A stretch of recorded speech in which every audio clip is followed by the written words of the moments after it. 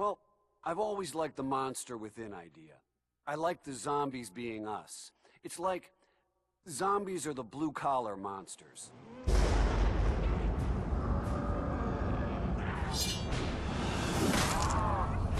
We're completely surrounded! We're completely fucked!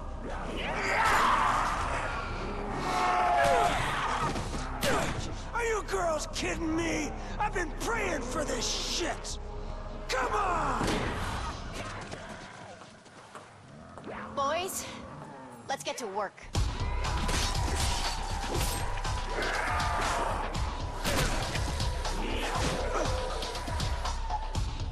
For God's sakes, he missed me again!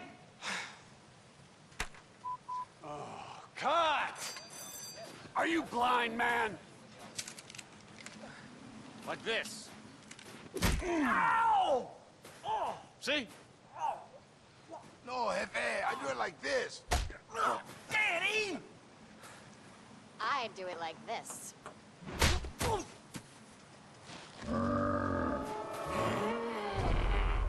Get back to hair and makeup. You don't look dead enough. Come on, let's go.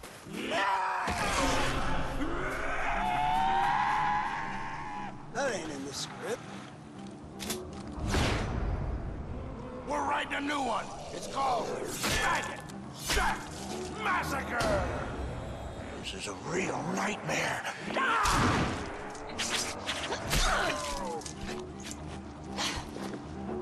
Let's slay some stiffs.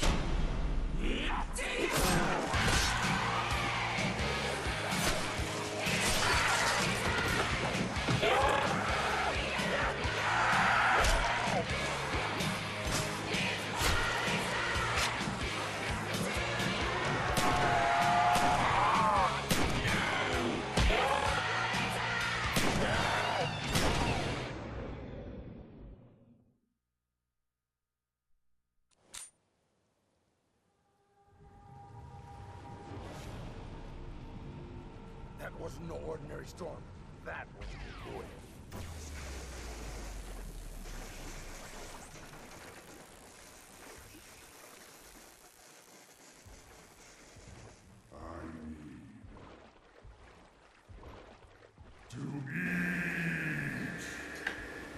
Oh, I actually got who I wanted to play first time. How about that? Sometimes the game throws you a curveball that you actually like.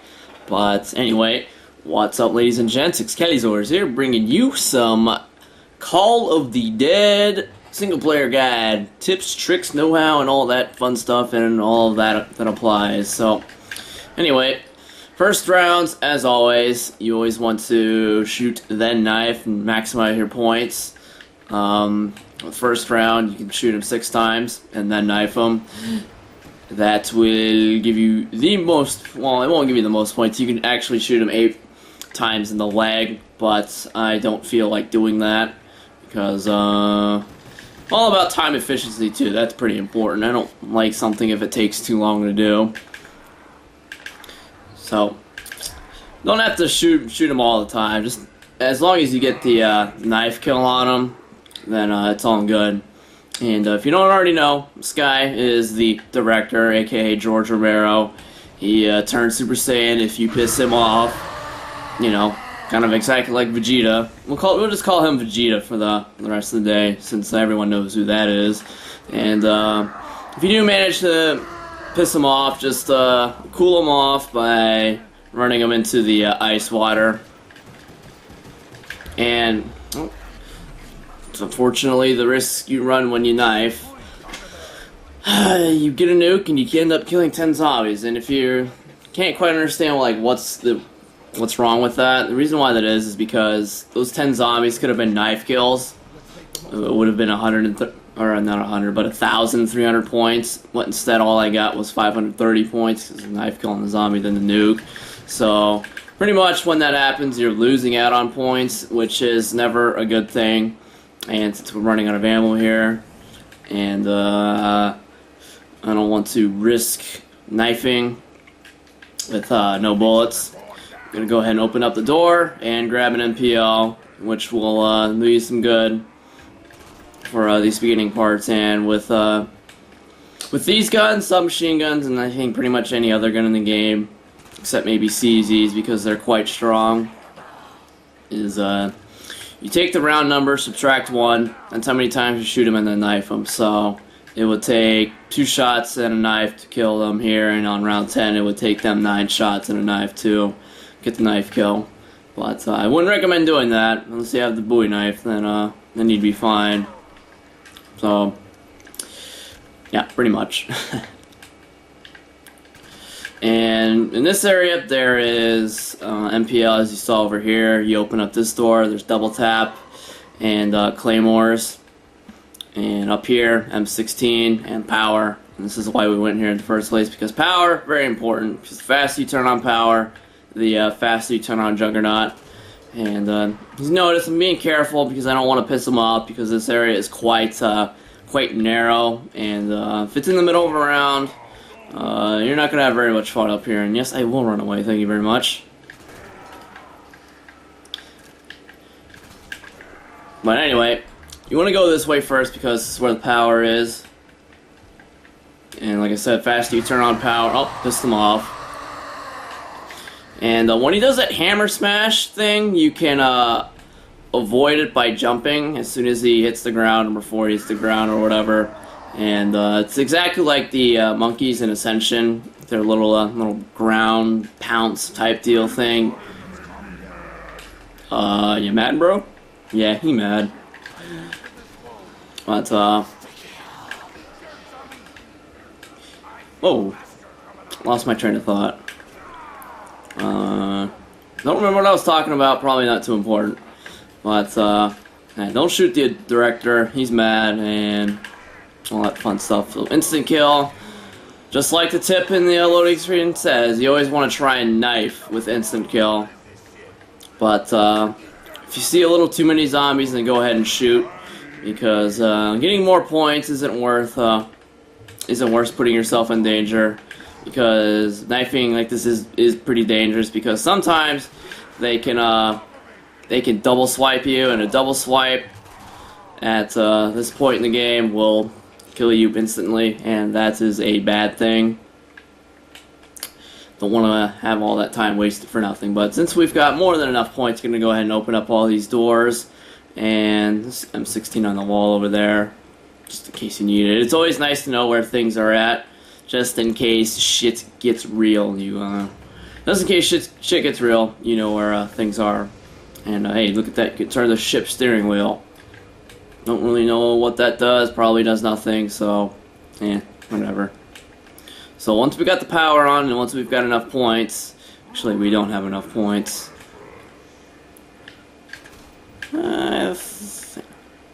No, I don't think we do have enough points. Not yet. Still 2 more doors to open. So, but anyway, gonna go ahead and hop on over here and grab ourselves an MP40 off the wall, because MPL shoots a little too fast and does not really have any ammo, and the MP40 is better than in every way. So, actually, I should probably go look for the last zombie. And here's a little tip: if you're not familiar with this map, I would highly recommend like playing through this map, getting to like round 9 or 10 or something manageable. Get as many points as you can, and then make a crawler and just explore the map. You know, open all the doors and learn where everything is, and you know, try your best to make a mental note of where exactly everything is, because you know, you don't want to. This map is quite big, and wow, you take forever to open that door up there, friend. A little too long for my liking, but yeah, open up all the doors, and you know, just try and learn the map the best you can. So that you know where everything is. For instance, like my first time running through was on round 16. Whole team went down, and I ran this way and ran right into a dead end. And it's kind of a crappy way to end zombies. I wouldn't wish that on anyone else. And at least like them to have a fighting effort. And I got GG no raid because I didn't know the map. So don't be like me. Take the effort to learn the map, because that will make things infinitely easier. Besides, I don't know why you'd be watching a strategy video if you didn't. Well, Actually, I could see why, but, you know, learn the map. It'll, doesn't hurt not to. Gotta make the most double points. Nope, damn it. And this is, kind of an area I like to hang out in, but, it is pretty dangerous if, you know, you're not a guy who's, you know, always aware of his surroundings, because you can get surrounded quite fast and quite easily. So, you know, honestly, like, the best way to deal with these opening stages is probably just like one from one side of the map to the other, because the way zombie spawns work is they'll only spawn in the area around you. So, like, if you're in the starting area, they won't be spawning over here in this window or in those windows down there. So, and it's something to keep in mind. Zombies is all about manipulating the spawns if you choose to go with that strategy. Don't have to. I always find that it's easier and quicker to get through the rounds when you know, stick to one area of the map. But, you know, if you're not a zombie slayer yourself, then maybe you don't want to do that. You know, it's something I like to do because I like to get through these rounds as fast as possible. Don't like to dilly-dally around for too long. Alright, round 6. Made pretty good progress. Could have had some better double point action going on, but fortunately things can't go perfectly.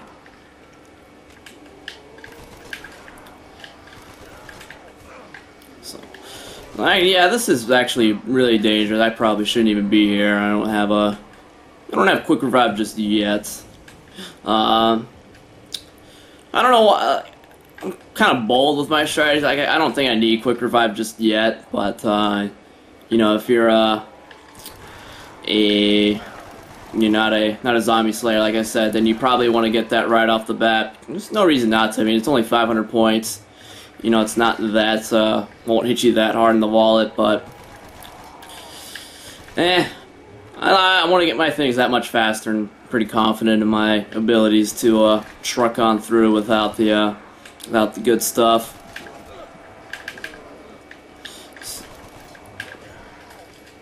Let's see, these zombies are a little too slow and need to be runners. Yeah, you can get them, Octavio. Since we're out of ammo in the MP40, did serve us well, and now we will get a 74U, which is always a good choice for zombies because it has plenty of ammo, beautiful iron sights, which is always a good thing, and when upgraded, I think it's pretty much the best weapon off the wall you can get, because you get a lot of ammo and you get a precision sight, which is a good thing as well. So I think it's pretty much the end of the round. We're going to look for the last zombie, which is you. Yes, it is. So, with this director, he's pretty much the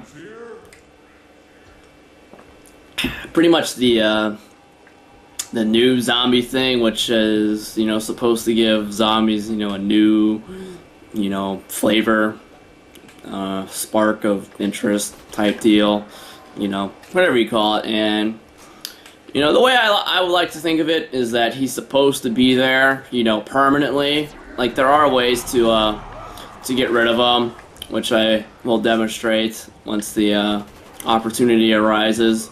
But oh, pissed him off.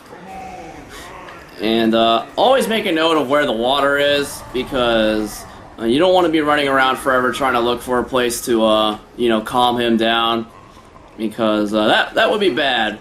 You know, those electric zombies, when they hit you, they shock your screen. I don't know if they do extra damage, but if they hit you, they will shock you, or if you knife them, they will also shock you. So, you know, if that happens and you don't know why, that's probably the reason why. Or George Romero is smashing your face in. But since we've got enough points now, we are going to open up this area. This would be the marathon area, or stamin-up if you want to get technical about it. Oh, headless zombie already, Jesus. Almost got me killed. This is a super fun sleight of hand. Not going to get that just yet. We are going to invest in the sickle. Yeah, harvest some heads indeed. And when you get the sickle, you don't have to be exact with how many bullets you shoot at them. Just shoot them a few times and then knife them. The more points, the more better. And staying in the ice water too long won't kill you, but it is definitely annoying. As you can see, I can barely see anything. Definitely an annoying hindrance. But if you do happen to stay in for too long, what will happen is, well, oh, look at that.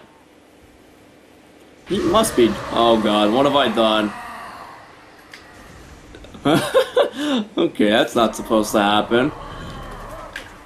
Yeah, come on. Oh, come on. Come on. Jeez. Something dropped? No, it didn't. But, I lost my train of thought again. God damn it. Hey, I'm bad. Oh, Pack-a-Punch. So, the way Pack-a-Punch works is, every now and then the fog will roll in, like as you noticed last round. I couldn't see jack shit. The visibility was very low. And when that happens, that means Pack-a-Punch is on the way. And after a little bit, the lighthouse will shine on Pack-a-Punch, and Pack-a-Punch will choose one of the water areas to spawn in. Always spawns in water. Doesn't spawn in all the doesn't always spawn in the waters. I think there's 3 areas it can spawn. By Revive. It's by Revive. There's one next to Jugs, and then there's the spawn next to stamin-up, which, oh, Death Machine, that's perfect. Actually, we'll probably try and kill us a few more zombies. And with Death Machines, you always want to light up Romero with it, because, believe it or not, Romero can be killed. As to whether or not he can be killed permanently, I would like to believe that is a bug and not intentional, because that kind of defeats the purpose of putting a like a boss zombie in, because that's kind of something zombies has always needed, is like a true like boss type deal. And ideally you want to get the Death Machine at the end of the round, but obviously can't really plan those types of things out. But anytime you get a Death Machine, you want to try and light him up, get him weak. He is pretty sturdy, so, you'll know if you're making progress if his little light here, as you can see, it's glowing a bright blue or purple-ish type color.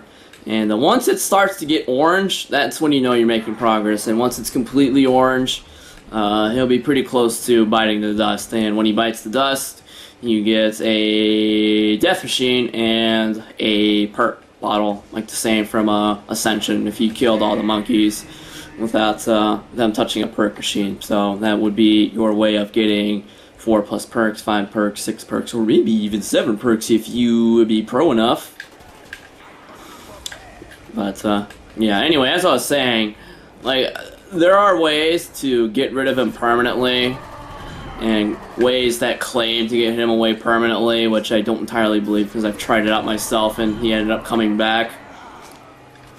But I think anything that gets him away permanently is, I'd like to think it's a glitch, because like I said, it kind of defeats the purpose of him being in here, because it's easy just to run zombies in a circle or whatever, and having him there, kind of adds that extra flair that zombies did need. Although I will admit, probably could have been done a little bit better. But hey, what if? So anything that gets rid of him permanently is something that I'd like to think is a glitch. Well, maybe if it isn't, then consider me trolled, because I don't know. So this guy will focus on him actually being in the game for the most part, or as if he's supposed to be here for the most part. And since we have more than enough points, we are going to upgrade our Colts, and don't worry about the the guns disappearing. Like if you put in the pack-a-punch and then pack-a-punch timers up, and it will go away with you guys. It won't do that unless you turn into an ice cube. Then you'd be fucked. You'd have to hope that there's a zombie behind you. But yeah, pack-a-punch machine won't troll you as long as you don't end up freezing yourself. Is anyone out there? We're stuck in this room. And there's our band of merry misfits.